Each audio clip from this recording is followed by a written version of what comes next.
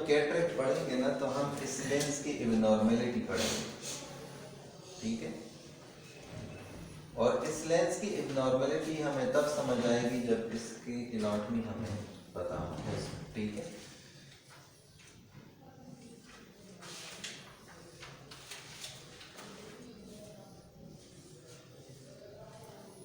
ये हमारे पास आयरस है और यहाँ पे हमारे पास क्रिस्टलाइन नेचुरल क्रिस्टलाइन लेंस है, ठीक है।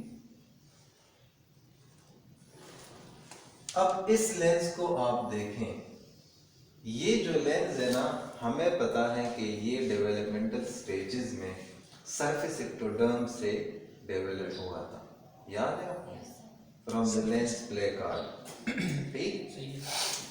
और हमने बात की थी कि इस लेंस में हमारे पास एक कैप्सूल होता है, ठीक। अगर इस लेंस को मैं यहाँ बनाऊं और इसका मैं फ्रंट और बैक सरफेसेस बनाऊं तो ये लेंस मेरे पास ऐसा आएगा। इस यहाँ पे एपिथेलियम है, ठीक है। बैक साइड पे इसका कोई एपिथेलियम नहीं है लेकिन कैप्सूल है, ठीक है। और ये जो एपिथेलियम है ये क्यूबॉइडल सेल्स है, सिंगल क्यूबॉइडल सेल्स, ठीक है।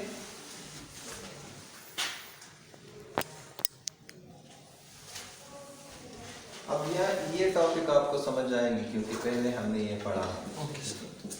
तो ये जो एपिथेलियम है बेसिकली इसमें आपका माइटोटिक सेल डिवीजन होता है, ठीक है। और यहाँ पे फिर लेंस में हमारे पास इस तरह फाइबर्स होते हैं ऐसे। अगर हम इसकी क्रॉस सेक्शनल एक व्यू ले लें तो इस तरह फाइबर्स अटैच होते हैं, ठीक है। अब लेंस में हमारे पास कौन कौन से स्ट्रक्चर्स हैं हम स्टेप बाय स्टेप बात करेंगे, ठीक है। तो सबसे पहले लेंस पे सुपरफिशियली जो एक ट्रांसपेरेंट वो होता है उसको हम कैप्सूल कहते हैं, ठीक है। लेंस कैप्सूल ये इंटीरियरली होगा या दोनों साइड्स पे होगा, पोस्टीरियरली इंटीरियरली दोनों साइड्स पे होगा, ठीक है। इसके बाद हमारे पास इंटीरियर साइड पे एपिथेलियम है, ठीक है, सही है, समझ आ रही है ना। इसके बाद हमारे पास फिर लेंस फाइबर है, ठीक है। पेरिफेरी में जो लेंस फाइबर है ये कॉर्टेक्स है, सेंटर में जो लेंस फाइबर है ये न्यूक्लियस है, ठीक है, समझ आ रही है सर। अब याद रखें कि जब बर्थ होता है एक छोटे बच्चे की तो उसके लेंस की मेजरमेंट क्या होती है, पहले हमें ये पता होना चाहिए कि नॉर्मल लेंस की मेजरमेंट्स क्या होती है, ठीक है। तो आप ये देखें कि नॉर्मल लेंस की अगर हम इस तरह इक्वेट मतलब वेट ले, ये लेंस जो है ये आपके आई में ऐसे पड़ा है, ठीक है। ये लेंस आपके आई में इस तरह पड़ा है, ठीक है।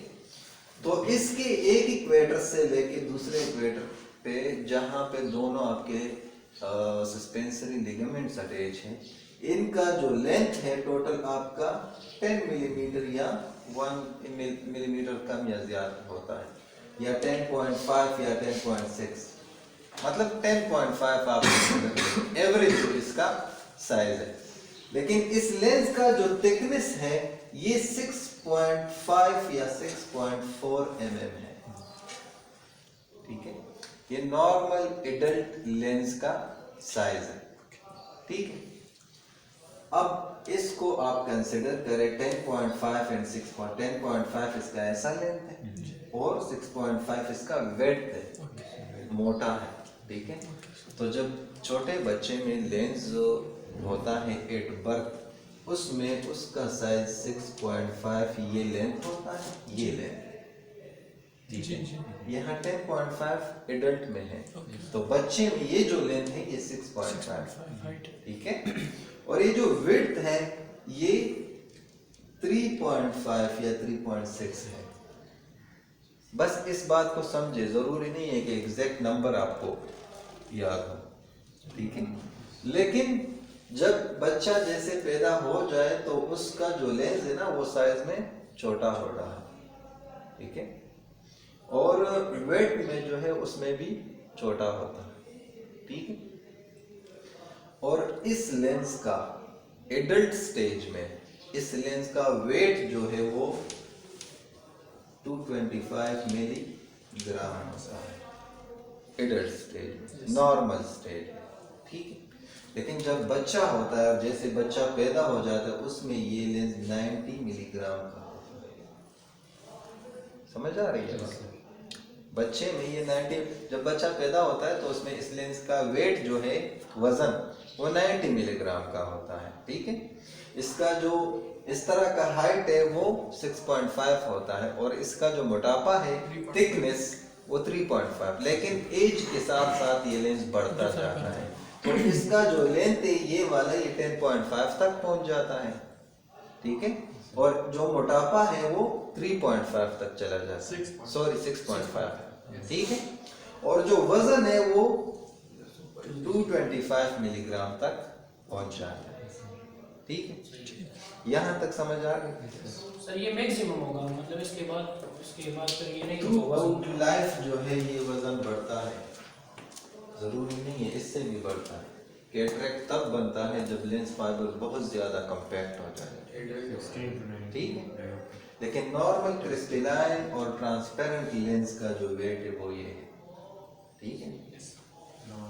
अच्छा, अब इसमें आप देखें, हमने बात की थी कि हमारे पास एपिथेलियम के बिल्कुल बॉर्डर्स पे ज्यादा सेल डिवीजन होती है, सेंटर में कंपैरेटिवली कम, तो ये जो इसकी सेल डिवीजन में जो सेल्स इसके इसी तरह आते हैं, वो सेल्स जब यहाँ पे आएंगे तो ये इसी तरह इलोंगेट हो जाएंगे। Yes sir. और जब इलोंगेट हो जाएंगे तो फिर ये फाइनली यहाँ पे ऐसे फाइबर्स बनाएंगे। जी सर।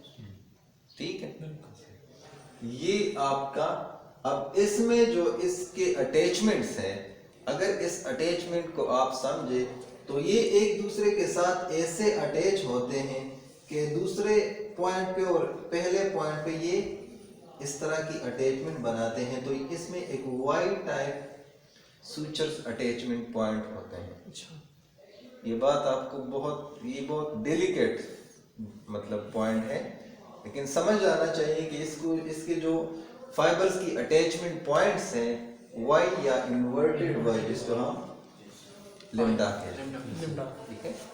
ये सारी बातें आपको पता है लेकिन रिवीजन जरूरी है, जी सर। ठीक है। अब ये जो जिस पॉइंट पे आपके इस इक्वेटर के और इस इक्वेटर के लेंस फाइबर्स अटैच होते हैं, इसको हम सूचरल पॉइंट या सूचर्स कहते हैं, लेंस सूचर्स, ठीक है जी। ये जो देखें, ये एक फाइबर जो है इस तरह आए हैं, दूसरे फाइबर जो है इस तरह आए हैं, ठीक है ना। तो ये जो इसके अटैचमेंट में अगर ज्यादा फाइबर यहाँ पे ऐसे अटैच हो ना, तो यहाँ पे ऐसे वाई या लेम्डा शेप अटैचमेंट पॉइंट्स होते हैं इसके, ठीक है, सूचर पॉइंट्स। समझ आ रही है बात? अगर आप प्याज को बिल्कुल डाइसेक्ट करें ना लेंस की तरह, बिल्कुल आपको उसी तरह फाइबर्स- फाइबर्स हैं सर। ठीक है सर। ठीक है, आपको फिर लेंस की समझ आ जाएगी, ठीक है। ठीक है। अच्छा, अब लेंस जो है ये हमारे आई में इसका फंक्शन क्या है, काम क्या है। हमने बात की थी कि जब डेवलपमेंट होती है तो हाईलाइट आर्टरी आती है, वो लेंस को ब्लड और नरिशमेंट देती है, ठीक है। और highlight artery is the branch of ophthalmic artery and ophthalmic artery is the branch of internal carotid artery, trigeminal artery, ठीक है। तो अब ये लेंस जो है आपके कॉर्निया में, इसका इस लेंस का मकसद क्या है, आंख में इसका रीजन क्या है। बेसिकली ये फॉर एग्जांपल आपका रेटिना है और यहाँ पे हम कहते हैं कि ये आपका फोविया है। समझ आ रही है बात? नेजली आपका डिस्क है, ठीक है।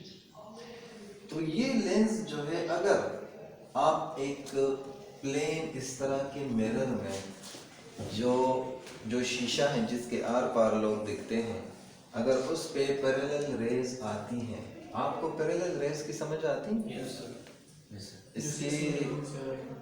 इसमें मैं आपको एक पॉइंट क्लियर कर दूं। एक लाइट है, बल्ब है, ठीक है, और उस बल्ब से इस तरह रेज इमिट होती है, लाइट रेज। अगर हम लाइट रेज की बात करें, इसी तरह ये बल्ब जो है ये इस तरह डिफ्यूज लाइट रेज इसकी इमिट होती है। तो ये रे और ये रे एक दूसरे से इस तरह जुदा हो रही है, ठीक है। When the two rays are away from each other, this is called divergence, ठीक है। और when the two rays are coming and meet at a point, this is called convergence. Rays का एक दूसरे से ऐसे जाने इसको डाइवर्जेंस कहते हैं। अक्सर मूवीज में भी कहते हैं कि वो जब किसी को ट्रैप करना हो तो पहले एक बंदे को छोड़ते हैं, जो वो एनिमी बेटा होता है तो उसको डाइवर्ज करते हैं, डाइवर्जेंस कहते हैं। तो जब लाइट से ये रेज इमिट होती है, डाइवर्ज इमिट होती है एक दूसरे से, ठीक है। तो याद रखे डाइवर्ज रेज 6 मीटर तक ये डाइवर्ज होंगे। ये जो डाइवर्जेंस है ना, ये इस तरह एक दूसरे से डाइवर्ज जाती है, लेकिन जब 6 मीटर के फासले तक ये रेज पहुंच जाती है तो 6 मीटर के फासले के बाद ये रेज पैरेलल हो जाती है। ये पॉइंट याद रखें, ये आपके ऑप्टिक्स में बहुत काम आएगा, ठीक। तो हम जो कहते हैं कि इन्फिनिटी से किसी ऑब्जेक्ट की रेज आती हैं, इन्फिनिटी का मतलब ये है कि दूर, ठीक है, और 6 मीटर से आगे जितना भी हो वो पैरेलल रेज आती है, ठीक है ना। कोई ऑब्जेक्ट आप 6 मीटर से दूर रखें तो उस ऑब्जेक्ट से जो रेज आएंगे, आप बल्ब रखें, उस बल्ब से जो रेज आएंगे 6 मीटर से दूर के फासले पर आप उसको रखें तो वो पैरेलल आएंगे, ठीक है। यहाँ तक समझ आ गया। अब इसमें आप समझिए, जब इस आई पे आपके पैरेलल रेज आएंगे तो होना ये चाहिए कि अगर ये रिफ्रैक्टिव मीडियम ना हो, ये भी ना हो, तो ये पैरेलल निकलने भी चाहिए, ऐसा है ना। यस। अगर ये इसमें पावर नहीं है तो ये पैरेलल निकलने चाहिए, ऐसा है। लेकिन यहाँ पे एक कन्वेक्स सरफेस है, ठीक है, और ये कन्वेक्स सरफेस जो है, मैं आपको अपने पॉइंट पे लेके आ रहा हूँ, लेकिन ये आपको समझना जरूरी है। हम कहते हैं कि कन्वेक्स सरफेस हम उसको कहते हैं कि पैरेलल रेज को किसी पॉइंट पे फोकस करे, ठीक है। तो कॉर्निया का फंक्शन क्या है, जब इस पे पैरेलल रेज आती हैं तो ये रेज को इस तरह किसी पॉइंट पे फोकस करने की कोशिश करती है, लेकिन ये जो पावर है इसका, ये इतना काफी नहीं है कि रेटिना पे फोकस हो जाए, फिर भी हो सकता है ये यहाँ पे फोकस हो, रेटिना के पीछे फोकस हो। तो इसका ये मतलब है कि कॉर्निया का पावर इतना नहीं है कि रेज को रेटिना पे फोकस करे। समझ आ रही है मेरी बात? इसीलिए लेंस कॉर्निया के साथ एक सिंकाइनेटिक फंक्शन करता है साथ में। तो वो रेज जो कॉर्निया ने अभी फोकस करने थे, अब वो रेज लेंस भी उसको कन्वर्ज करता है। तो कॉर्निया ने तो आपको यहाँ पे फोकस करना था, लेकिन लेंस की कन्वर्जेंस आ गई तो आपका रेटिना पे फोकस हो, ठीक है। तो इसीलिए हम कहते हैं कि कॉर्निया जो है हमारे आई के पावर का 70% पावर आई को देता है, ठीक है, और लेंस जो है ये 30% पावर देता है, ठीक। तो जब 100% पावर हो तब रेज रेटिना पे फोकस होंगे, अगर 30% नहीं है तब भी ये पीछे फोकस होंगे, इस तरह है, ठीक। इसीलिए लेंस जो है नॉर्मल कंडीशन में जब ये रिलैक्स हो, अब इसकी जो मसल्स है ना, इस पे जो रेज आते हैं वो पैरेलल है, तो जब पैरेलल रेज आते हो तो आपका जो लेंस है ना ये रिलैक्स स्टेज में होगा, रिलैक्स होगा, ठीक है। रिलैक्स इस सेंस में होगा कि इसकी जो एक कन्वेक्सिटी है, जो मोटापा है ना, ये नॉर्मल होगा, ठीक है। तो इस कंडीशन में इस लेंस का पावर जो है 15 to 20 डायोप्टर है। समझ आ रही है? Sir relax condition, relax condition में अगर इस पे रेज जो है वो पैरेलल आते हो, ठीक है, लेकिन इस लेंस के जो एम्पलीट्यूड है वो भी 15 to 20 है या 25 तक चला जाता है एम्पलीट्यूड, ठीक है। अब एम्पलीट्यूड क्या है?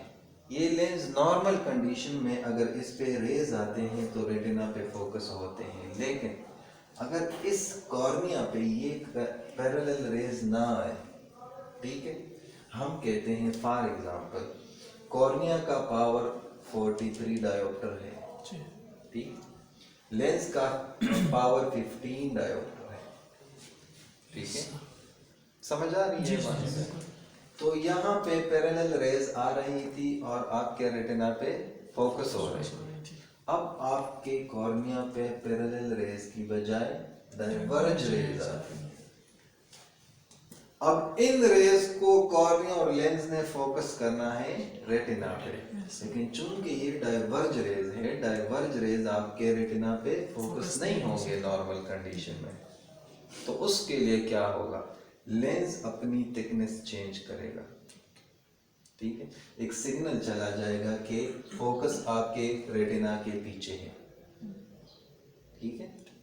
पैरेलल रेज आ रही थी, आपके कॉर्निया का ये पावर था कि ये इसको फोकस, कॉर्निया के नॉर्मल कंडीशन में स्टेटस ये है कि अगर पैरेलल रेज आ रही हो तो ये रेटिना पे फोकस करेगा, अगर रेज डाइवर्ज हो तो ये रेटिना पे फोकस नहीं करेगा, ठीक है।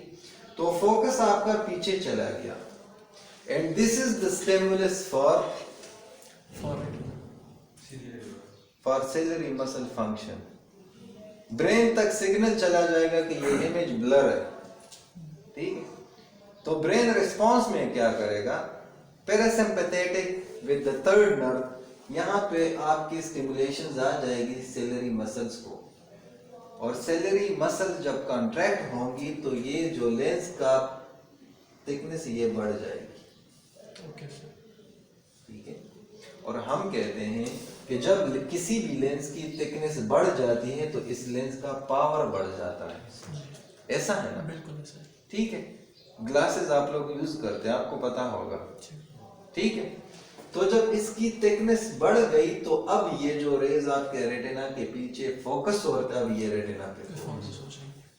समझ आ रही है? सर ये सिलरी बॉडी जब कॉन्ट्रैक्ट होगा तो ये मतलब विजुअल्स बढ़ेगा सर। सेलरी बॉडी, ये अब इसकी बात आप यहाँ पे देखें, सेलरी बॉडी कंट्रैक्शन करता है और ये एक बहुत इंटरेस्टिंग फिनोमेना है। जब ये कंट्रैक्शन करता है ना तो सेलरी बॉडी इस तरह आ जाता है, आगे कंट्रैक्ट हो जाता है ना। जब कंट्रैक्ट हो जाता है तो यहाँ पे ये लेंस भी, इसके फाइबर्स भी थोड़े से, ये सेलरी बॉडी इसको आगे लेके जाता है कंट्रैक्शन में। सर मतलब ये इस डायरेक्शन में नहीं होगा सर, इस तरह देखें, ये आपके सेलरी बॉडी इस तरफ चले गए, तो जो जोन्यूल्स है ये रिलैक्स होंगे। जोन्यूल पहले टेंस थे, टाइट थे, बिल्कुल, मतलब सही मैं आपको समझा रहा हूँ, ये फाइबर्स पीछे चले जाएंगे ना, तो मैं आपको बता रहा हूँ। आपने एक सिरे से किसी रस्सी को वहां पकड़ा है, मैंने एक सिरे से यहाँ पकड़ा, टाइट पकड़ा है, ठीक है। और ये जो रूम का जो ये लेंथ है, ये फॉर एग्जांपल जब ये लूज होंगे तो आपके सेल का ये जो आपका जो लेंस को टाइट रखा था, अब लेंस थोड़ा सा रिलैक्स हो जाएगा। जब लेंस रिलैक्स हो गया तो लेंस की थिकनेस बढ़ गई। मतलब सेलरी बॉडी के कंट्रैक्शन से जोन्यूल्स रिलैक्स होंगे और लेंस की थिकनेस बढ़ जाएगी। जब लेंस की थिकनेस बढ़ेगी तो आपके लेंस का पावर बढ़ेगा। कॉर्निया तो नहीं बढ़ सकता, कॉर्निया तो फिक्स है, लेकिन ये बढ़ सकता है। तो आपका जो फोकस पीछे बन रहा था, अब वो फोकस आपका retina, and this process is called accommodation. Sir इसके तो मेन एग्जांपल, मतलब हम जो ग्लासेस यूज कर रहे हैं वो मेन एग्जांपल है ना सर? नहीं, ग्लासेस सर लाइट, आप जब दूर देखते हैं ना, जब आप दूर देखते हैं ना, एक नॉर्मल बंदा जब दूर देखता है ना तो उसको किसी अकोमोडेशन की जरूरत है। अकोमोडेशन किसको कहते हैं? Accommodation is the process in which the focus is bring to the retina. If the focus is back to the retina, अगर focus front पे है तो ये accommodation के लिए stimulus नहीं है, याद रखें। देखिए यहाँ पे आपका फोकस था, ठीक है, तो accommodation जो है अप्लाई होगा, ये फोकस आगे आएगा। accommodation में हम कहते हैं ना, ये 10 बंदों का रूम है और 20 बंदे accommodate हो जाते हैं, ये पावर 58 डायोप्टर है, लेकिन जब ये अकोमोडेशन करता है फिर 60 से भी वो होता है। समझ आ रही है? लेंस अपने आप को अकोमोडेट करता है ताकि इस फोकस को रेटिना पे ले गया, ठीक है। तो ये लेंस का फंक्शन है, ठीक है। अकोमोडेशन फॉर ऑब्जेक्ट्स में होगी या दोनों में होगी? दोनों में होगी, याद रखे। एक बात याद रखे, हर वो रे अगर डाइवर्जेंट है, बेसिकली एडल्ट लोगों में अकोमोडेशन कम होता है, इसीलिए वो फॉर ऑब्जेक्ट्स के लिए अकोमोडेशन वो नियर के लिए भी नहीं कर सकते, बच्चे दूर के लिए भी अकोमोडेशन करते हैं। समझ आ रही है? अकोमोडेशन इसके साथ इसका शर्त नहीं है कि ये ऑब्जेक्ट आपका नजदीक पड़ा हो, शर्त ये है कि रेज डाइवर्ज हो। डाइवर्ज रेज किस तरह होगी सर, और पैरेलल किस तरह होगी? अच्छा आप अभी आ गए, मैं आपको समझाता हूँ। सर अगर रेस कन्वर्ज आए तो फिर लेंस रिलैक्स होगा, बिल्कुल और भी relax ज्यादा। होगा। सर अब आप ये देखिए, अकोमोडेशन जो है सर, ये मेनली मतलब डाइवर्जेंस और पैरेलल की वजह से होते हैं, तो बच्चे देखिए, और एडल्ट्स में फिर मैं आपको रेज की पावर बताता हूँ। अगर दो रेज एक दूसरे के साथ बिल्कुल पैरेलल है, ठीक है, तो ये दोनों रेज एक दूसरे के साथ 0 डिग्री बनाते हैं एंगल। ये बात तो समझ आती है अकॉर्डिंग टू फिजिक्स, ठीक है। लेकिन अगर ये दोनों रेज एक दूसरे से इस तरह अवे जा रहे हैं तो इन दोनों रेज का पावर जो है वो डिफरेंट है। ये बात अब आपको नहीं समझ आएगी। देखें, हम कहते हैं कि हर ऑब्जेक्ट से रेज इमिट होती है या रिफ्लेक्ट होती है, ठीक है। मैंने बात की यहाँ पे कि फॉर एग्जांपल एक बल्ब है, उस बल्ब से रेज इमिट होती है, और वो रेज अगर इमिट होती वो इस तरह एक दूसरे से डाइवर्ज इमिट होती है। ये रेज डाइवर्ज होंगी 6 मीटर तक, 6 मीटर के बाद ये पैरेलल होने की कोशिश करती है। हम क्यों ऑब्जेक्ट को स्नेलन चार्ट को 6 मीटर पर रखते हैं? क्योंकि 6 मीटर से जो वो रेज आती हैं वो पैरेलल होती हैं, अगर 6 मीटर से आगे करे वो रेज डाइवर्ज होंगी। सो 6 मीटर के आगे जितने भी पॉइंट्स हैं ये इन्फिनिटी कंसिडर किए जाते हैं, ठीक है, बशर्ते इसके कि क्योंकि 6 मीटर से जो आगे ऑब्जेक्ट होता है ना, उनका इतना कम डाइवर्जेंस होता है कि वो नेग्लिजिबल कंसिडर किया जाता है। समझ आ गई? तो 6 मीटर से दूर एक ऑब्जेक्ट की जो रेज आती है वो पैरेलल होंगी, ठीक है। तो हम ये स्टेटस पैरेलल रेज में बता रहे हैं कि 58 डायोप्टर इसका पावर है, तो अगर पैरेलल रेज आएगी तो ये रेटिना पे फोकस होंगी। समझ आ रही है? अगर ये रेज आप पे डाइवर्ज आती हैं तो इन रेज का नेगेटिव वर्जेंस ज्यादा है। नेगेटिव वर्जेंस क्या होता है और पॉजिटिव वर्जेंस क्या होता है? Negative vergence is when the rays are away from each other, they are negatively, divergence is negative vergence, ठीक है, and convergence is positive vergence, ठीक है। तो यहाँ पे जब ये रेज, अब इन रेज का सपोज आपने 1 मीटर पे ये ऑब्जेक्ट रखा है, ए आपका ऑब्जेक्ट है 1 मीटर पे, ठीक है। 1 मीटर पे ये कितना डाइवर्जेंस करेगा? -1 डायोप्टर डाइवर्जेंस करेगा। हम नियर एड में लोगों को क्यों आफ्टर 40 हम उनको क्यों 1 डायोप्टर नियर एडिशन देते हैं? क्योंकि उनका जो नियर में ज्यादातर डिस्टेंस होता है ना, वो 50 सेंटीमीटर या 33 सेंटीमीटर इसी तरह होता है, ठीक है। तो जब हम उसको 1 डायोप्टर देते हैं तो उनका आगे भी 3 to 4 डायोप्टर अपना भी होता है।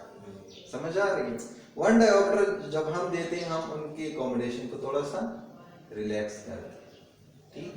तो ये जो रेज डाइवर्ज रेज आएंगे यहाँ पे ये तो रेटिना पे फोकस नहीं होंगे। शर्त ये है कि अगर पैरेलल रेज आएंगे तो नॉर्मल आई में वो रेटिना पे फोकस होंगे, लेकिन डाइवर्ज भी रेटिना पे फोकस नहीं होगा और कन्वर्ज भी रेटिना पे फोकस नहीं होगा। डाइवर्ज रेटिना के पीछे फोकस होगी, समझ आ रही है, और कन्वर्ज रे जो है वो रेटिना के आगे फोकस होगी। यहां तक समझ आ रही है?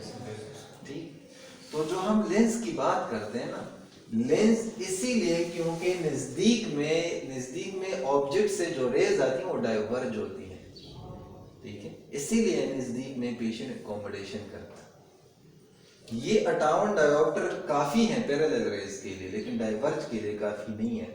इसीलिए लेंस में जो इसका अपना और भी पावर है जिसको हम एम्पलीट्यूड कहते हैं, ये अपने शेप को चेंज कर सकता है और फोकस को रेटिना पे लेके आ सकता है, ठीक है। इसीलिए नजदीक में लोग एकोमोडेशन करते हैं। तो लेंस में दो बातें हैं, एक तो ये रेज को नॉर्मली फोकस करते हैं रेटिना पे, दूसरा इसका फंक्शन ये है कि अगर फोकस रेटिना से पीछे है, ये अपने आप को एकोमोडेट करके फोकस को रेटिना पे लेके आते हैं। ये लेंस का फंक्शन है, ठीक है। और जब बच्चा पैदा होता है एट बर्थ, उसके एकोमोडेशन या एम्पलीट्यूड किसको कहते हैं? हाँ, एम्पलीट्यूड किसी को पता है? एम्पलीट्यूड ऑफ oscillation पेंडुलम में पढ़ा है आप लोगों ने? Sir, how many Kusum movement के कोई और टाइम के खास Amplitude is the maximum displacement covered by the pendulum. जो मैक्सिमम इसका वो डिस्टेंस है ना, वो कवर के इसको द एक्सट्रीम पॉइंट जो है ये टच करता है, उसको एम्पलीट्यूड कहते हैं। तो लेंस का एम्पलीट्यूड ये है जो मैक्सिमम एकोमोडेशन ये कर सकता है, उसको हम एम्पलीट्यूड कहते हैं। समझ ये गए? रेटिना पे करेगा सर, ये रेटिना पे फोकस को लेके आएगा, ठीक है, समझ आ गई? 6 मीटर से ऑब्जेक्ट अगर नजदीक हो तो वो डाइवर्ज रेज हो, और अगर 6 मीटर से अबव हो दूर हो, 6 मीटर से जो दूर होते हैं ना उसकी डाइवर्जेंस होती है, लेकिन वो बहुत कम होती है, 0.0 समथिंग है, इसीलिए उसको हम नेग्लिजिबल कंसीडर करते हैं। और इस वजह से हम कहते हैं कि 6 मीटर के फासले पे तो आप जो आपका स्नेल चार्ट पढ़ा है ना, वो पैरेलल रेज आप पे आते हैं, हम डिस्टेंस विजन पैरेलल पे चेक करते हैं, ठीक है। 6 मीटर से नजदीक सर ये डाइवर्जेंस। ज्यादातर लोग जो है सर ये जब मोबाइल यूज करते हैं तो मतलब इस तरह पीछे लेके जाते हैं। हाँ, सर, वो ये- प्रेस्बायोपिक होते हैं, वो आप एमेट्रोपियाज में रिफ्रैक्टिव एरर्स में पढ़ेंगे। उसका वजह ये क्या है? वजह ये है कि 40 साल के बाद ये जो हम कहते हैं कि लेंस का एम्पलीट्यूड ज़्यादा है, फॉर एग्जांपल लेंस का एम्पलीट्यूड एट बर्थ जो है वो 15 डायोप्टर है। तो जिस तरह आपके बॉडी में आप 20 साल में बड़े चुस्त और चाबुक थे, आप स्पोर्ट्स बहुत खेल सकते थे, आप बहुत जंप्स लगा सकते थे, 40 साल में आप वो जंप्स नहीं लगा सकते, आपके मसल जो है उतने टॉनिक नहीं है, उतने एनर्जेटिक नहीं है आपके मसल, ठीक है। इसी वजह से जिस तरह आपके बॉडी मसल्स लूज हो जाते हैं, इस तरह ये जोन्यूल्स और सेलरी मसल्स भी उतने टॉनिक नहीं रहते। दूसरी बड़ी बात यह है कि लेंस के जो फाइबर्स होते हैं, लेंस में जितने फाइबर्स कम होते हैं उतनी इसकी इलास्टिसिटी ज्यादा होती है, ठीक है, रबड़नेस, रबर टाइप ना।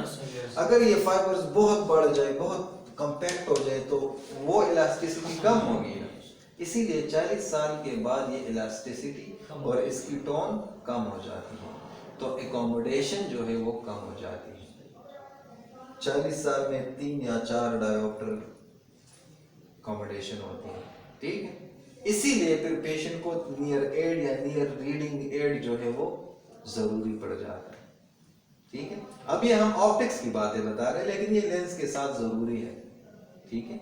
तो लेंस का आपके आई में फंक्शन ये है। दूसरी बात ये है कि जो लेंस के अंदर प्रोटीन है ना, डेवलपमेंट के टाइम पे ये प्रोटीन आपके इम्यून सिस्टम के साथ इनका कोई इंट्रोडक्शन नहीं हुआ होता, ठीक है। सारे बॉडी का डेवलपमेंट के स्टेज में इम्यून सिस्टम के साथ एक्सपोजर होता है, इसके अंदर जो प्रोटीन्स होते हैं ये एक्सपोज नहीं होते। तो अगर किसी बंदे को ट्रामा हो गया और उसका लेंस थोड़ा सा डैमेज हो गया और उससे प्रोटीन निकल आए, तो ये प्रोटीन जो है आपके इम्यून सिस्टम के लिए फॉरेन बॉडी कंसिडर किए जाएंगे और आपके आई में ऑटो इम्यून रिएक्शन शुरू हो, ठीक है। तो इस वजह से फिर लेंस आपका ओपेक हो सकता है। समझ आ गई यहाँ तक? ये हम इसलिए पढ़ रहे हैं ताकि आपको कैटरेक्ट समझने में आसानी हो। ठीक है, बेसिक बात बताता हूँ। ये लेंस अगर आप हटाए ना जी जी तो आपके आईज का जो ऑप्टिक्स है ना ये सेम है। अगर आप इस लेंस को, नेचुरल एक लेंस है, इसके साथ ये रेटिना पे फोकस होते हैं, ठीक है। अब इस पेशेंट को कैटरेक्ट हो गई, ये आपने रिमूव किया और आपने एक दूसरा लेंस लगाया और उसके साथ यहाँ पे ये फोकस बन रहा है, ठीक है। अब ये नॉर्मल इसको नजर आएगा, लेकिन ये आप रिफ्रैक्टिव एरर्स में पढ़ेंगे कि ये कंडीशंस कौन से होते हैं। 40 साल के बाद लोगों को ज्यादातर प्लस नंबर दूर में भी पड़ जाता है। समझ आ रही? ये सारी प्रैक्टिकल पॉइंट्स हैं, ठीक है। इसीलिए ये आप कंफ्यूज होंगे अगर मैं बड़े डिटेल में जाऊंगा। आप मैं मुझसे आप ऑप्टिक्स में क्वेश्चन ना कर, मैं बहुत दूर दूर तक नहीं, निकल जाता ये हूं। मेरी जो कंफ्यूजन है मैं वो खत्म कर रहा हूं। सर कैटरेक्ट कब शुरू कर नहीं सर्जरी अच्छा, मैं आपको ये सारी चीजें कैटरेक्ट में रिफ्रैक्टिव में समझाऊंगा। ये बहुत इंटरेस्टिंग पॉइंट्स है, ये इतने क्लिनिकल पॉइंट्स है। अगर आपको ये समझ आ गई ना तो ऑनेस्टली आप पेशेंट को बहुत अच्छे से डील कर सकते हैं, ठीक है। ये सब चीजें जो है, ये जो बातें कर रहे हैं ना, ये बड़ी इंटरेस्टिंग है और ये क्लिनिकल है। ये किसी बुक में नहीं हो सकता, मुझे नहीं लगता मिल जाएगा, लेकिन ये ज्यादातर इस तरह हम जब क्लिनिक में पेशेंट के साथ जो बात करते हैं ना, हो सकते है वो बात जो है बुक के खिलाफ हो, लेकिन हमने प्रैक्टिकल में इस तरह भी करना है, ठीक है। अब यहाँ समझे, लेंस की समझ आ गई आपको? जी सर। लेंस की समझ आ गई, बोर तो नहीं हुए सर? ये अब इस लेंस के जोन्यूल्स कहाँ से? हम कहते हैं कि लेंस हमारे पास सरफेस एक्टोडर्म से डेवलप हुआ, ठीक है। जोन्यूल्स कहाँ से आ गए? हमने बात की थी कि हमारे पास ये जो ऑप्टिक कप था डेवलपमेंट में, याद है आपको? ऑप्टिक कप, ऑप्टिक कप से हमारे पास रेटिना बना है, ठीक है।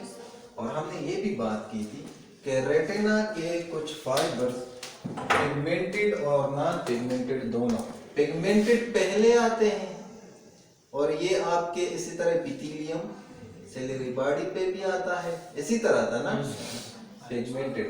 फिर न्यूरोसेंसरी लेयर था यहाँ पे, और सेरेटा में ये रॉड एंड कोन खत्म हुए थे, लेकिन ये न्यूरोसेंसरी लेयर जो है ये फिर एक सिंपल एपिथेलियम की तरह आपके सेलरी बॉडी और आयरस पे आया था।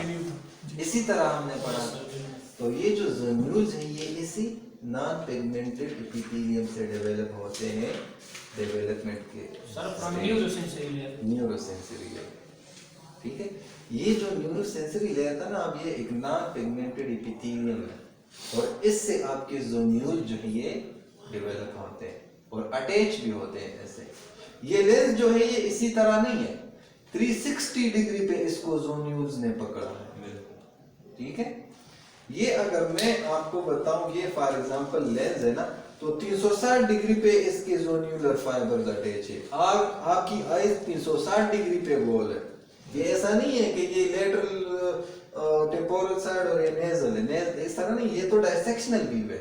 ये लेंस जो है ये बिल्कुल गोल इसी तरह जोन्यूल्स ने इसको पकड़ा है और इसी तरह गोल सारा रूम जो है ये रेटिना है, ठीक है। और रेटिना के जो पिगमेंटेड और नॉन पिगमेंटेड एपिथेलियम सारे, जिस तरह ये दीवारें हैं ना, इसी तरह सारे गए हैं। आपका आयरस भी इस तरह गोल है ना, ठीक है। तो ये जो जोन्यूल्स है ये ऐसे अटैच है। समझ आ रही है मेरी बात? ठीक है, कंफ्यूज तो नहीं सर? इसको अभी पता इस चला चीज हमें सर की के समझ आई है। अभी समझ आया हमें। ये तो तो सर मैंने ऊपर नीचे से आपको पकड़ा ऐसा है मैं तो समझ रहा था कि ये बस सिर्फ इस तरह पकड़ा हुआ है सर। ये लेंस जो है ये उसकी इसका वेटनेस एक पॉइंट याद रखें, मैं सर ये हमारा विट्रियस किस तरह अटैच होता है? ये हमारा विट्रियस है ना जी सर। और ये हमारा विट्रियस इसी तरह आया होता है, ऐसे फिर आया होता है, यस। ठीक है। इस डिप्रेशन को, विट्रियस की इस डिप्रेशन को हम कहते हैं पेटिलर फोसा, इस डिप्रेशन को, कनकेव डिप्रेशन को हम पेटिलर फोसा कहते हैं। और हमने बात की थी कि हाइलाइट आर्टरी आई होती है डेवलपमेंट में, तो कभी कभी वो जो पॉइंट ऑफ अटैचमेंट है वो नज़र आता है लेंस में। हाइलाइट आर्टरी तो ख़त्म हो जाती है, ठीक है। अब इस लेंस की नरिशमेंट जो है वो कहाँ से है, ये तो आप सबको पता होगा। लेंस की नरिशमेंट जो है नॉर्मली एक्वस से होती है, ऐसे, ठीक है, क्योंकि लेंस को ऐसे कोई एज सच ब्लड सप्लाई नहीं गई, ठीक है, तो एक्वस से यहाँ पे ये नरिशमेंट लेता है, ठीक है। और ये जो कैप्सूल है, ये capsule basically permeable to the nutrients होता है, अच्छा, ठीक है। और ये न्यूट्रिएंट्स कहाँ जाते हैं, ये न्यूट्रिएंट्स हमने कहा कि यहाँ एपिथेलियम है, तो इन एपिथेलियम्स में ये न्यूट्रिएंट्स जाते हैं। और हमने कहा है कि एपिथेलियम में सेल डिवीजन होता है, तो अगर उनको न्यूट्रिएंट्स मिलते हैं तो सेल डिवीजन होगा, अगर नहीं मिलते तो कैसा होगा, ऐसा है ना। और आपके नए फाइबर्स जो है वो बनेंगे। सर तो नए फाइबर्स तो ना बनना चाहिए, अगर हम इसको न्यूट्रिएंट ब्लॉक कर दे तो ओपेक नहीं होगा लेंस एज। अगर आपने इनके न्यूट्रिएंट्स ब्लॉक किए ना तो लेंस ओपेसिटी आएगी। सर फाइबर्स नहीं बनेंगे। हर वो चीज जिसको नरिशमेंट नहीं मिलती, इसकी एपोप्टोसिस होती है बॉडी में, याद रखें, ठीक है। आपने एपोप्टोसिस और नेक्रोसिस, जिन सेल्स को नरिशमेंट नहीं मिलती उसमें प्रोग्राम सेल डेथ होता है, ठीक है। तो इसी तरह ये लेंस भी ओपेक हो सकता है। और इसके कैटरेक्ट में आप इसकी हम किस्में सारे हम पढ़ेंगे, ठीक है, समझ आ गई यहाँ तक। अच्छा, और ये बात याद रखें कि लेंस जो है ये 360 डिग्री पे उन्होंने पकड़ा है। अभी भी आप किसी से पूछें कि आप लेंस का डायग्राम बनाए, वो ऐसे बनाएंगे, वो कहेंगे कि ये लेंस मैं नॉर्मली बनाऊं ना, ये लेंस मैं किसी पेशेंट से निकाल के बनाऊं तो ये लेंस इसी तरह गोल है और 360 पे इसने पकड़ा है, ठीक है, समझ आ गई। और इनके जो फाइबर्स है ना वो ऐसे है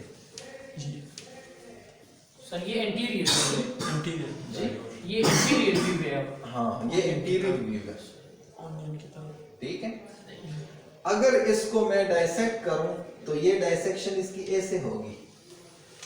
मैंने इस प्याज को काट दिया यस, तो प्याज के चलके आपको नजर आ रहा फाइबर्स आ रहे है, हैं। इसके फाइबर्स ऐसे अटैच होते सर इन फाइबर्स को भी नरिशमेंट वहाँ से मिलती है सर, न्यूट्रिएंट्स हाँ, एपिथेलियम। हैं, एपिथेलियम से वही मिलती है। एपिथेलियम है, जी सर, ठीक है, समझ आ गई। बिल्कुल सर। लेंस के प्रोटीन जो है उसको हम क्रिस्टलिन कहते हैं,